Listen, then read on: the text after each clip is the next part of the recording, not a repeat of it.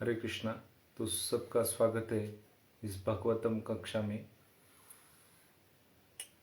जय राधा माधव कुंज बिहारी, जय राधा माधव कुंज बिहारी, गोपी जन वल्लभ गिरिवरधारी, जय गोपी जन वल्लभ गिरिवरधारी, यशोदानंदन व्रज जनरंजन, यशोदानंदन व्रज जनरंजन, यमुना तीरा वनचारी, यमुना तीरा वनचारी, जय राधा माधव कुंज बिहारी, जय राधा माधव कुंज बिहारी। हरे कृष्णा कृष्ण कृष्ण हरे हरे, हरे राम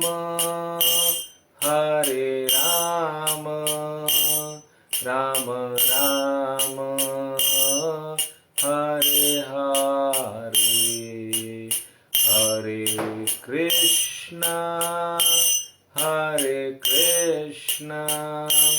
कृष्ण कृष्ण हरे हरे, हरे राम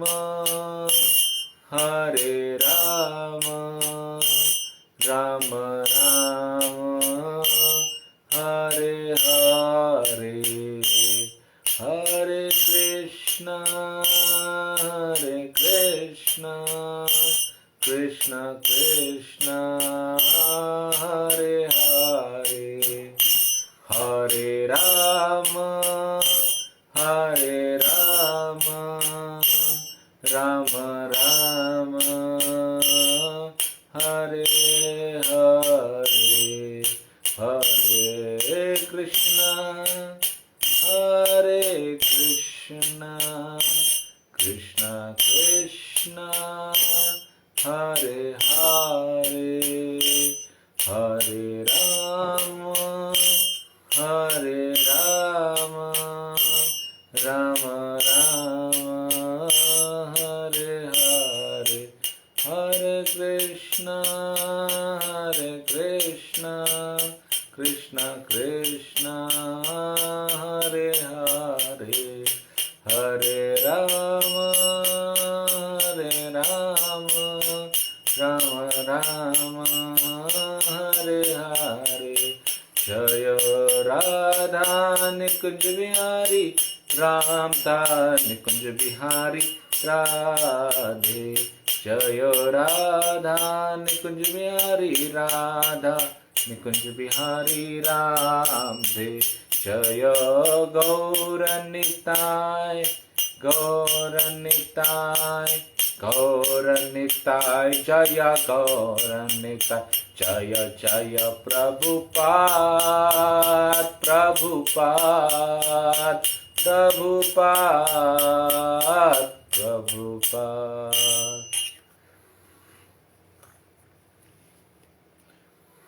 हरे कृष्णा।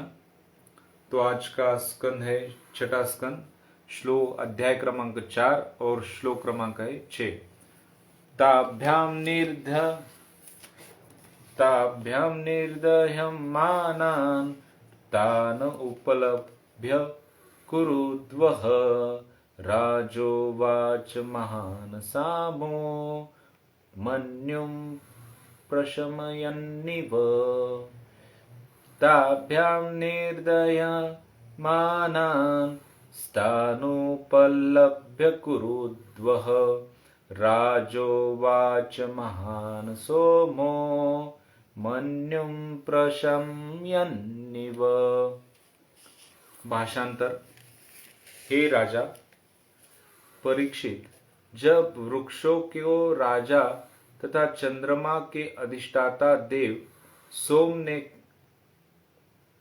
अग्नि तथा समस्त वनस्पतियों तथा वृक्षों का पालन करता है, प्रचेताओं के क्रोध को शांत करने के लिए सोम इस प्रकार बोला। तात्पर्य। श्रील प्रभुपाद द्वारा इस श्लोक से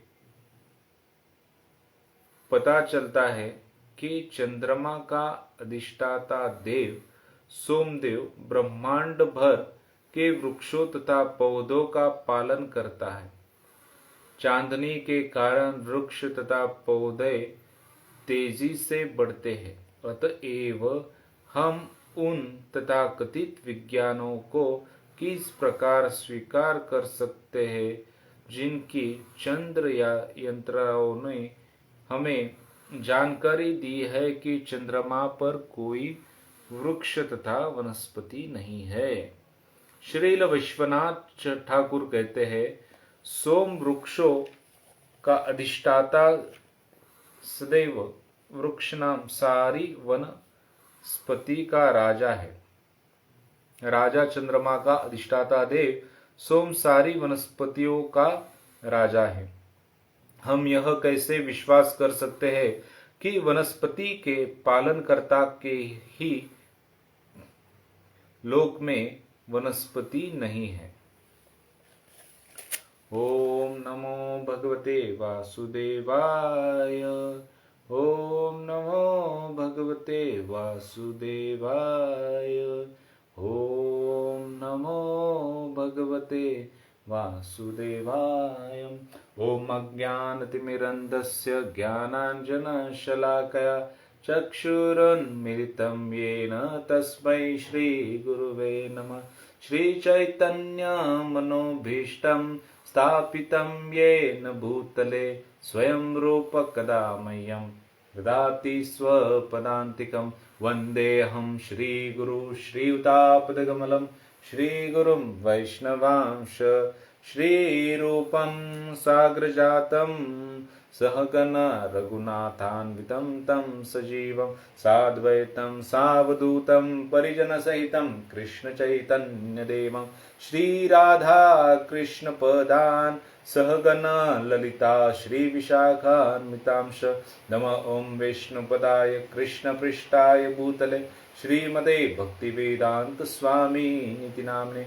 नमस्ते सरस्वती देवे गौरवाणी प्रचारिणे निर्विशेष शून्यवादी पाश्चात्य देशतारिणे। वाञ्छाकल्पतरुभ्यश्च कृपा सिन्धुभ्येव च पतितानां पावनेभ्यो वैष्णवेभ्यो नमो नमः। जय श्री कृष्ण चैतन्य प्रभु नित्यानंद श्री अद्वैत गदाधर श्रीवासादि गौर भक्तवृंद। हरे कृष्णा कृष्णा कृष्णा हरे हरे, हरे राम राम राम हरे हरे। हरे कृष्णा।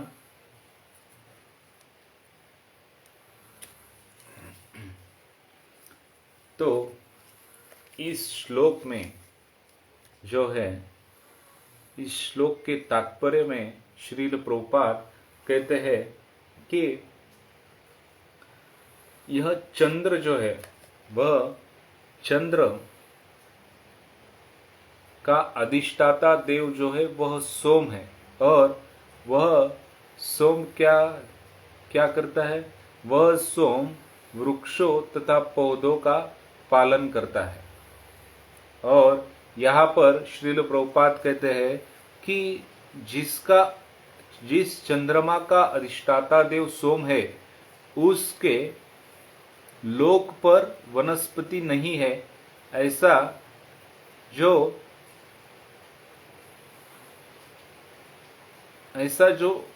वैज्ञानिक जो चंद्र पर गए हुए हैं उनका कहना है, यह संभव नहीं। तो हम देखते हैं कि यह जो ज्ञान है, यह पूर्ण जो ज्ञान है वह हमारे इस अपूर्ण, हमारी इंद्रिया जो है वह क्या है, वह बहुत सीमित है और वह परिपूर्ण नहीं है। तो हम हमारी कम बुद्धि से हर चीज का तर्क लगाते हैं। तो प्रभुपाद कहते हैं कि जिसका अधिष्ठाता देव सोम है और वह वृक्षों का पालन करता है, तो चंद्र पर वृक्ष जो है वह कैसे नहीं होंगे। और यहाँ पर हम देखते हैं कि कैसे हमारी इंद्रिया अपूर्ण है। देखो, जैसे कि जब अंधेरा होता है तो अंधेरे में हमें सामने की जो चीज है, जो वस्तु है, वह दिखाई नहीं देती। ऐसा नहीं है कि वह वस्तु जो है वह वहां पर नहीं है, वह वस्तु वहां उपलब्ध है लेकिन हमें वह दिखाई नहीं देती। तो यह हमारी इंद्रिया अपूर्ण होने के कारण है। जैसे कि हम सुनते हैं तो हमारी सुनने की भी एक कुछ फ्रीक्वेंसी होती है और उसमें ही हम जो आवाज आते हैं वह हम सुन सकते हैं। जैसे कि 20 से 2000 हर्ट्ज जो है उसमें ही हम जो है वह सुन सकते हैं। वैसे ही जो इंद्रिय जो है वह सीमित है और यह कलयुग में भी यह कहा गया है कि हमारी बुद्धि भी जो है वह बहुत कम है और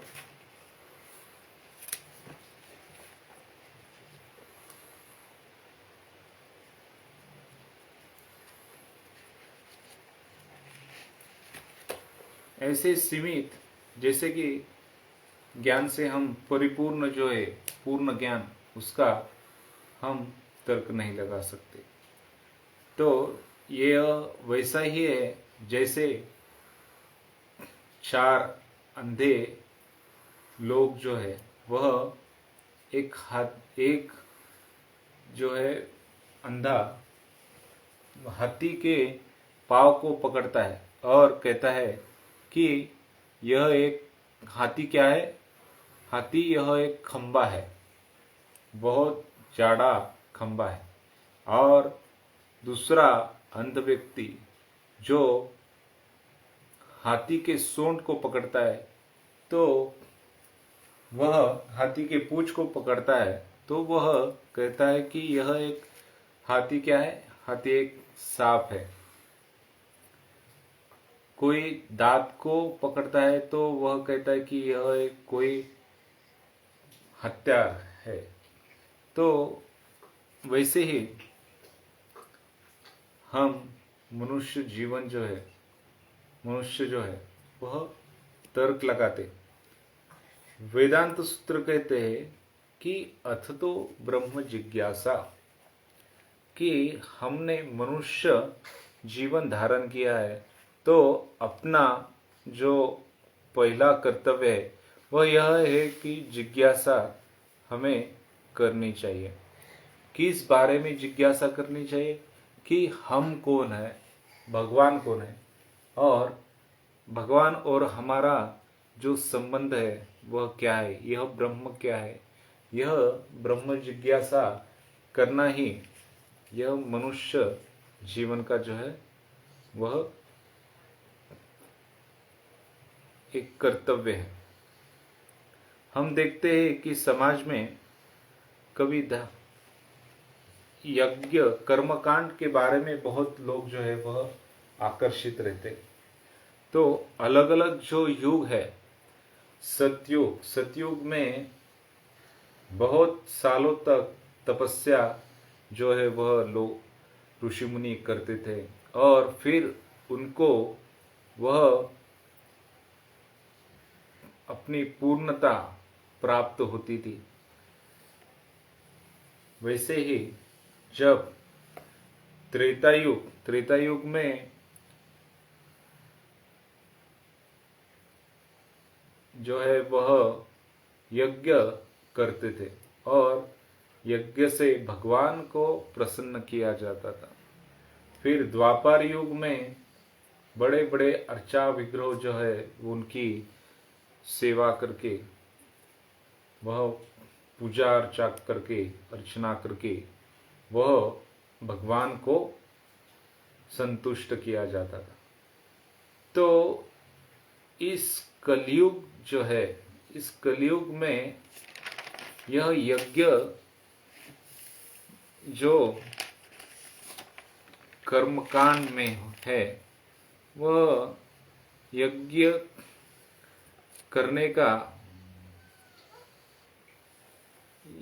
जो है तो वह संभव नहीं है, क्योंकि जैसे कि पहले युगों में याज्ञिक ब्राह्मण रहते थे और वह याज्ञिक ब्राह्मण अपने मंत्रों से वह यज्ञ को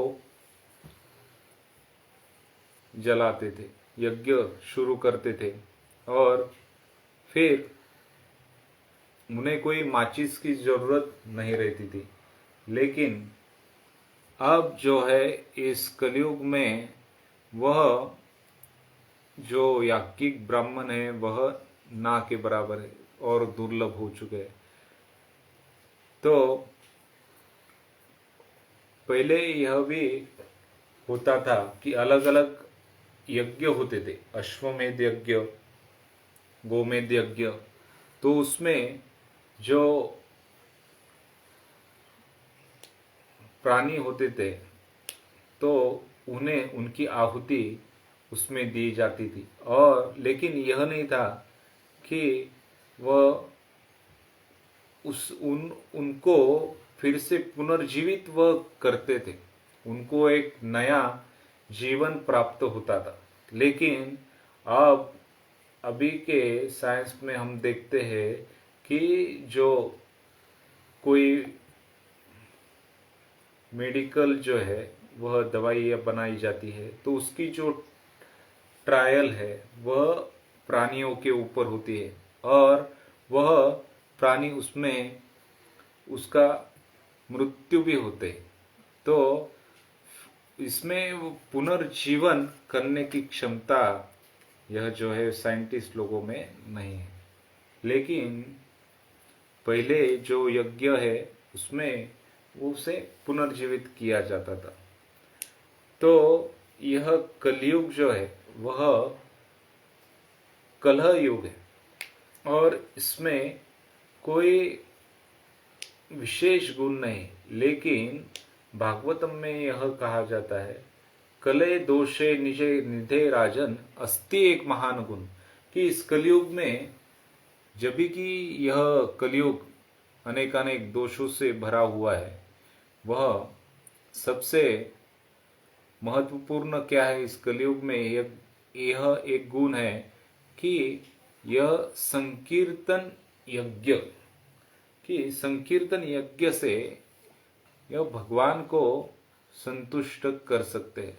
जैसे कि पहले युगों में अनेकानेक वर्षों तक तपस्या, यज्ञ और अर्चा विग्रह की सेवा करने के बाद जब भगवान को प्रसन्न किया जाता था, तो वही लाभ जो है वह कलयुग में इस संकीर्तन यज्ञ जो है उससे हमें प्राप्त होता है। और एक श्लोक में यह भी कहा गया है कि संकीर्तन प्राय यज्ञ ही सुमेधसा, जो बुद्धिमान लोग हैं वह इस संकीर्तन यज्ञ को जो है और कलयुग में यह संकीर्तन, जो बुद्धिमान लोग हैं वह यह संकीर्तन यज्ञ करते हैं और वह कलयुग से में सरल है। यह संकीर्तन यज्ञ कैसा है? वह सरल है। और तत्व जिज्ञासा यानी हमें श्रवण करना चाहिए। किससे श्रवण करना चाहिए? हमें जो भगवत ज्ञान है वह गुरु शिष्य परंपरा से हमें श्रवण करना चाहिए। अलग अलग जो है संप्रदाय है, तो यह जो अंतर्राष्ट्रीय कृष्ण भावनामृत है संघ है, उसमें जो ब्रह्म माधव गौड़ीय जो संप्रदाय है, तो उसमें जो भगवान से ब्रह्मदेव और फिर नारद मुनि, माधवाचार्य और ऐसे फिर भक्ति सिद्धांत, भक्ति विनोद ठाकुर जी, भक्ति सिद्धांत सरस्वती ठाकुर, फिर बाद में प्रभुपाद, और इस तरह यह ज्ञान जो है वह ऊपर से हमारी हम तक वह ज्ञान जो है वह गुरु शिष्य परंपरा के द्वारा हमें उसे श्रवण करना चाहिए। और यह जब हम भगवान यहाँ पर जब अवतरित होते हैं तो वह अनेक अनेक लीलाएं करते हैं, और उन अनेक अनेक लीलाओं को श्रवण करके हमारा हृदय जो है वह शुद्ध होके हमें वो भगवत भक्ति, भगवत प्रेम जो है वह प्राप्त हो सकता है। हम देखते हैं कि हम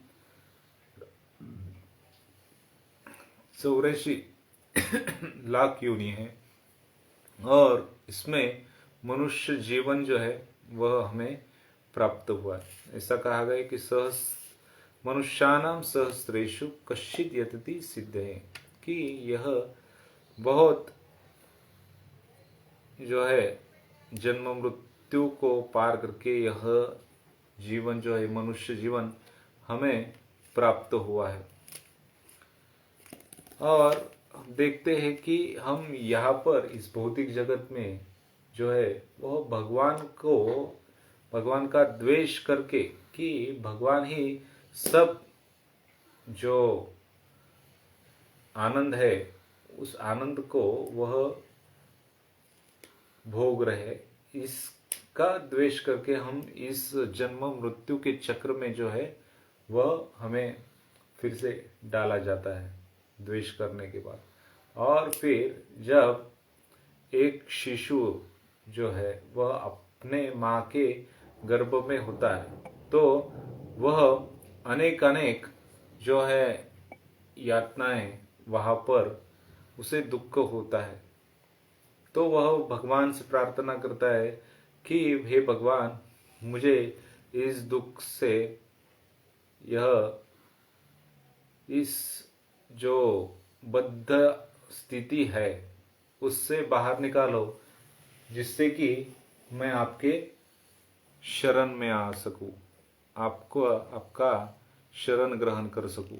लेकिन जैसे वह शिशु बाहर आता है तो वह इस सांसारिक जो प्रेम है उसमें वह अटक जाता है और वह फिर से भगवान को भूल जाता है।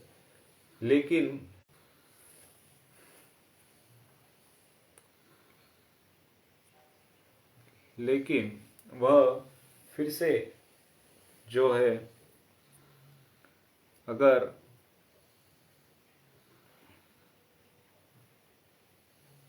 वो भगवान के नाम रूप गुण लीलाएं इनको स्मरण करता है तो यह दुखों से वह दूर हो सकता है।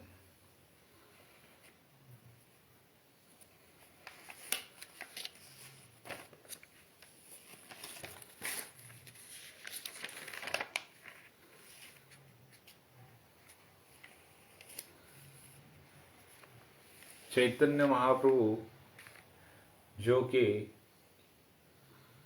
महावदन्य अवतार है, इस कलयुग में यह संकीर्तन यज्ञ वह उन्होंने आरंभ किया।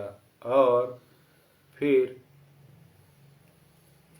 क्योंकि यह जो है वह कलयुग का युग धर्म है, और वह कहते हैं कि चेतो दर्पण मार्जनम भव महादावाग्नि निर्वापनम श्रेय कैरव चंद्रिका वितरम विद्यावधु जीवनम आनंदाम बुद्धिवर्धनम प्रतिपदम पूर्णामृतास्वादनम सर्वात्म स्नपनम परम विजयते श्री कृष्ण संकीर्तन। कि यह जो संकीर्तन है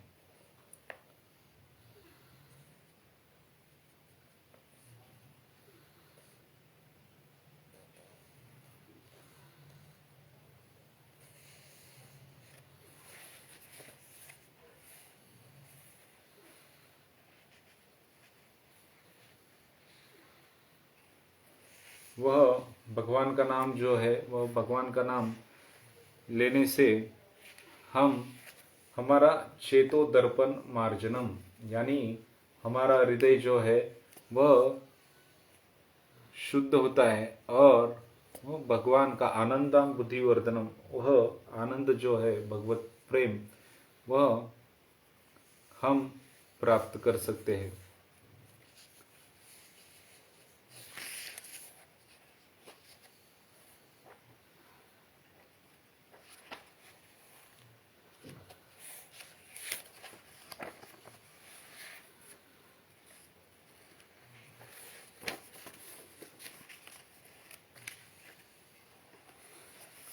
तो श्री कृष्ण भावनामृत, इसका अर्थ है कि कृष्ण भक्ति जो भगवान को जो है वह संतुष्ट कैसे किया जाए।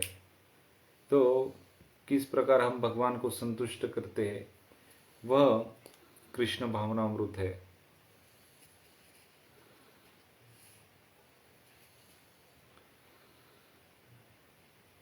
कृष्ण भक्ति जो है वह हमें वर्तमान मनुष्य जीवन की सर्वोच्च सिद्धि को प्राप्त कर दे सकती है। हम सदैव स्मरण रखना चाहिए कि आत्मा के द्वारा लाखों वर्ष तक चक्कर काटने के पश्चात हमें यह जो है वह मानव शरीर को प्राप्त हुआ है। पशु जैसे निम्न जीवन की तुलना में ऐसे विशेष जीवन में आर्थिक प्रश्न सहज में हल हो सकता है, परंतु जहाँ इन पशुओं तथा अन्य प्राणियों के आर्थिक प्रश्न अवस्था में हल हो जाते हैं, वही दूसरी ओर प्रकृति के नियमों के द्वारा मनुष्य को एक सुविधाजनक जीवन व्यतीत करने की सभी सुविधाएं दी गई है।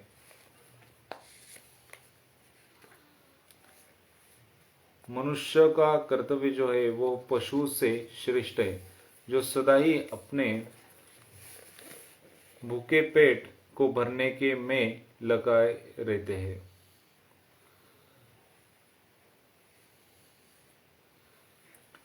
हमें जो है यह जीवन जो है वह शुक्र की जैसे कठिन परिश्रम करने के लिए नहीं, वरन जीवन की सिद्धि जो है वह प्राप्त करने के लिए मिला है। और यदि हम यह पूर्णता नहीं चाहते तो हमें अत्यंत कठोर परिश्रम करना ही पड़ेगा, क्योंकि प्रकृति का नियम जो है, नियम के द्वारा हम ऐसा करने के लिए बाध्य किए जाते हैं। कलयुग अर्थात वर्तमान युग में के अंत में ऐसा समय आने वाला है कि मनुष्य को रोटी के टुकड़े के लिए गधों के समान कठोर परिश्रम करना पड़ेगा। हम देखते हैं कि इस दशा का आरंभ अब हो चुका है। आगामी प्रत्येक वर्ष में कार्य अधिक करना पड़ेगा और उसके स्थान पर वेतन जो है वह मिलता जाएगा। किंतु इतना सब कुछ होने पर भी मनुष्य पशुओं के समान कठोर परिश्रम करने के लिए नहीं बनाए गए, और यदि मनुष्य मनुष्य के रूप में अपने कर्तव्य का पालन करने में असफल रहता है तो उसे प्रकृति के नियमों के द्वारा निम्न योनियों में जन्म लेने के लिए बाध्य हो जाता है। यहाँ पर कहा गया है कि हमारा जीवन जो है वह कठोर परिश्रम करने के लिए नहीं, अपितु परम सिद्धि जो है वह प्राप्त करने के लिए हुआ है।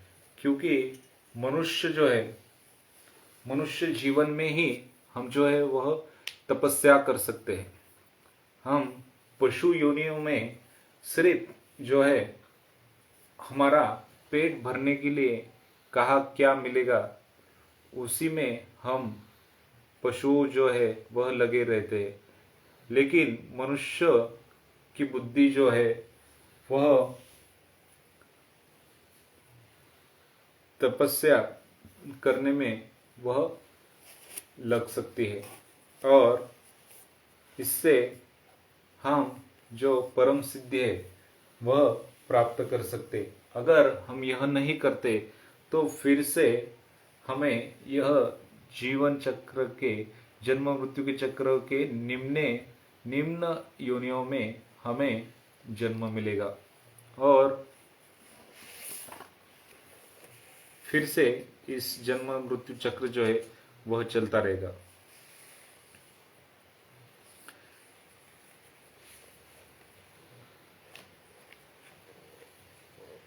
तो श्रीमद् भगवत गीता में यह कहा गया है कि कुछ लोग भगवत प्राप्ति के मार्ग में चलने का प्रयत्न करते हैं परंतु उसे पूर्ण नहीं कर पाते।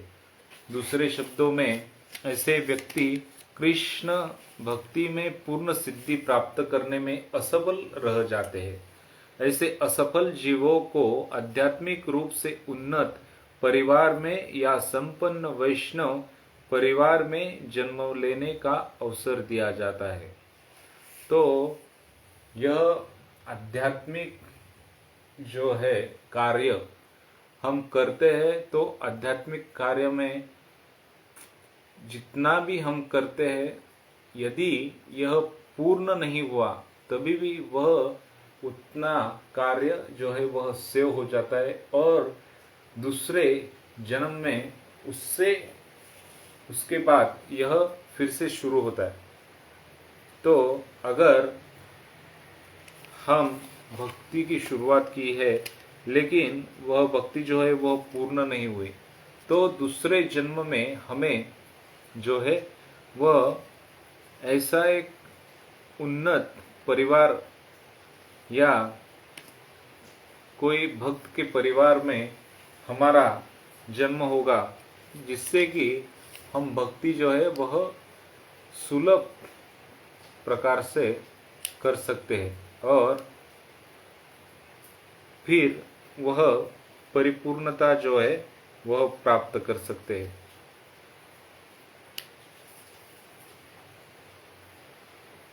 यदि योग भ्रष्ट व्यक्तियों को कुलीन परिवार में जन्म मिलता है तो फिर उन जीवों के विषय में क्या कहना क्या है जो वास्तव में कृष्ण भक्ति की सिद्ध अवस्था को प्राप्त कर लेते।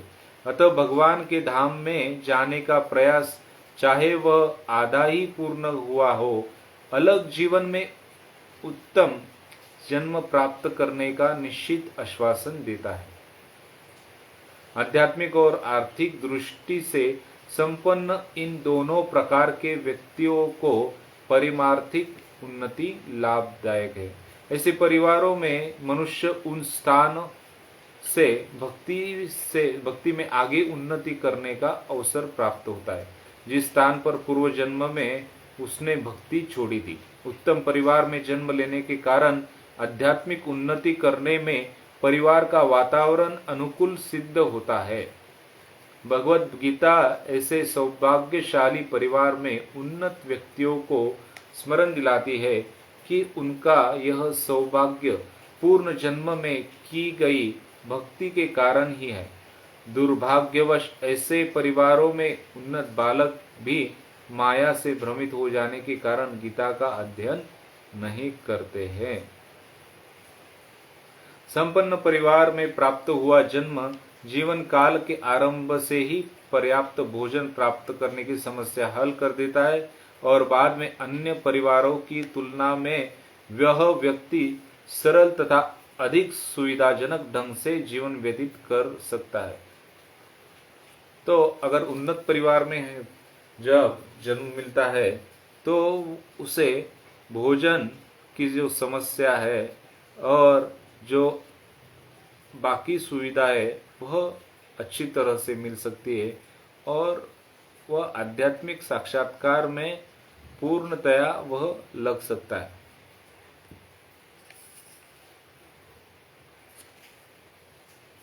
लेकिन हम देखते हैं कि जो बड़े बड़े परिवार में भी जिनका जन्म हुआ है वह जो है इस आध्यात्मिक साक्षात्कार करने के लिए प्रयत्न नहीं करते और ऐसे लोगों को दुर्भाग्य जो है वह बहुत ज़्यादा है। और इस वर्तमान कलयुग में के प्रभाव के कारण धनी परिवार के पुत्र विषय भोग और मार्ग भ्रष्ट में हो जाते हैं। इस प्रकार आध्यात्मिक प्रकाश के लिए प्राप्त हुए इस अवसर को वो भूल जाते हैं। अतएव प्रकृति अपने नियमों के माध्यमों से इन सुनहरे घरों में आग लग रही है। असुर रावण की सोने की लंका ही तो थी जो पल भर में भस्म हुई। प्रकृति का नियम है, यही प्रकृति का जो है वह नियम है।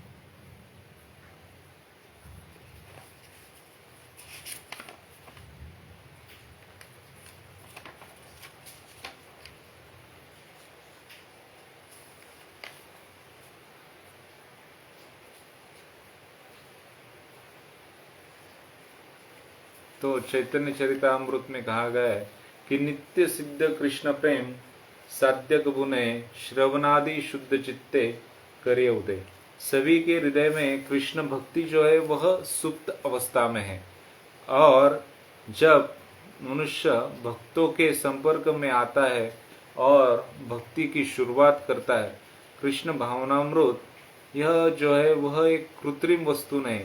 जिस प्रकार एक युवक और एक युवती के प्रति अपने स्वाभाविक आकर्षण को युवती के संग रहकर जागृत कर लेते हैं, उसी प्रकार यदि हम भक्तों के साथ रहकर कृष्ण कथा सुने तो वह सुप्त कृष्ण प्रेम जो है उसे हम प्राप्त कर सकते हैं।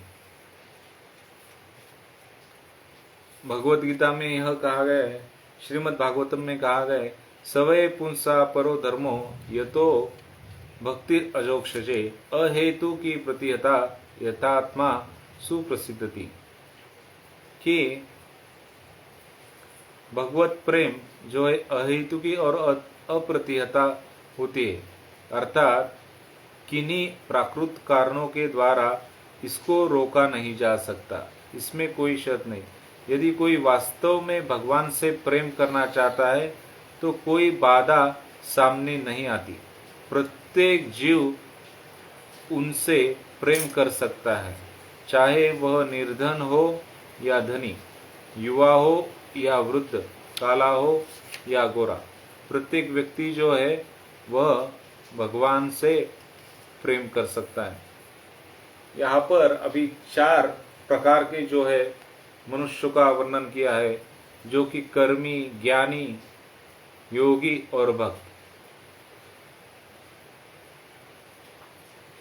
और इन चारों प्रकार के लोगों को जो है अपने लक्ष्य की भिन्न भिन्न प्राप्ति होती है। कर्मी जो है किसी भौतिक लाभ के लिए परिश्रम करता है। उदाहरण के लिए देखा जाए कि नगर में अनेक व्यक्ति जो है दिन रात कठोर परिश्रम करते रहते हैं, उनका उद्देश्य जो है वह धन को प्राप्त करना है, उसे सकाम कर्मी कहा जाता है। और ज्ञानी जो है तो वह सोचता है कि मैं क्यों इतना परिश्रम करूं। पक्षी, मक्खी, हाथी यह जो है वह व्यवसाय नहीं है करते, लेकिन फिर भी वह भोजन प्राप्त करते हैं। तो आवश्यक ही क्यों इतना परिश्रम किए। वरन स्थान पर मनुष्य जीवन की समस्याएं जो है जन्म, मृत्यु, जरा और व्याधि को हल करने की कोशिश हमें करनी चाहिए। यह ज्ञानी सोचता है। वह सोचता है कि भगवान में लीन हो जाए तो जन्म मृत्यु बुढ़ापा और बीमारी से हम छुटकारा मिल जाएगा। योगी चमत्कार दिखाने के उद्देश्य से कुछ यौगिक सिद्धियां जो है वह प्राप्त करता है, जैसे कि वह छोटा से छोटा होता है और किसी छिद्र से बाहर जाता है। लेकिन भक्त जो है, भक्त को स्वयं के लिए किसी भी वस्तु की अभिलाषा जो है वह नहीं रहती। वह तो केवल प्रेमवश भगवान की सेवा करना चाहता है। ठीक उसी प्रकार जैसे एक माँ जो है वह अपने शिशु की सेवा करती है, वैसे ही भक्त जो है अपने भगवान की प्रेम में सेवा में जो है वह लगता है। अपने शिशु के प्रति माता की सेवा में लाभ का कोई प्रश्न ही नहीं उठता। विशुद्ध स्नेह और प्रेमवश ही वह उसका लालन पालन करती है। एक माँ जो है वह अपने पुत्र का जैसे लालन पालन करती है किसी अन्य अभिलाषा किए बिना, वैसे ही भक्त जो है वह भक्त भगवान की जो है वह सेवा करता है।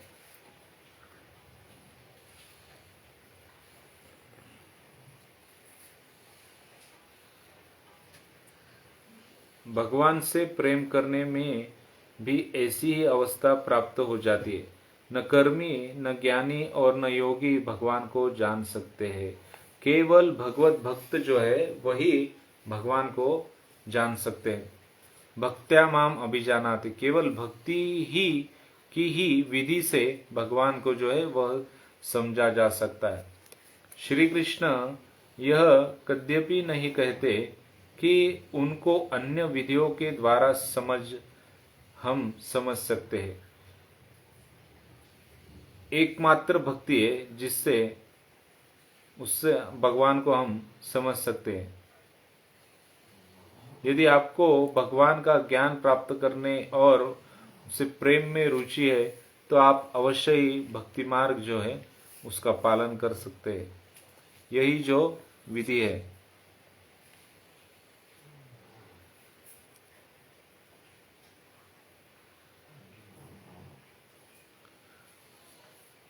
तो यह वो प्रश्न कोई पूछ सकता है कि भक्त कृष्ण भक्त बनकर ही क्या हम समाज की और अच्छी सेवा कर सकते हैं? तो प्रभुपाद को ऐसा प्रश्न किया गया था कि कृष्ण भक्त बनकर क्या हम समाज की और भी अच्छी सेवा कर सकते हैं क्या? तो प्रभुपाद ने कहा कि हाँ, आप देख सकते हैं कि मेरे जो शिष्य है न तो वह शराब मद्यपी है न ही मांसाहारी, तथा वे शारीरिक दृष्टिकोण से भी अत्यधिक स्वच्छ है। वास्तव में उन्होंने जो है मांस खाना छोड़ देना और कृष्ण भावनामृत का नहीं वरन सभ्य जीवन का प्रश्न है। भगवान ने मानव समाज के लिए भोजनार्थ अनेक वस्तुएं दी है, जैसे कि सुंदर फल, सब्जियां, अन्न, दूध। उससे हमें जो पौष्टिक सामग्रियां बनाई जाती है, किंतु लोगों को इस कला का ज्ञान ही नहीं है, कला का ज्ञान ही नहीं। ऐसा करने के स्थान पर वे बड़े बड़े कसाई खाने चलाते हैं और मांस खाते। मांसाहारी मनुष्य सभ्य ही नहीं है, वे तो सभ्यता से कोसों दूर है। जब तक मनुष्य असभ्य रहता है तभी तक वह नीरव मनुष्य को मार कर उनको खाता है।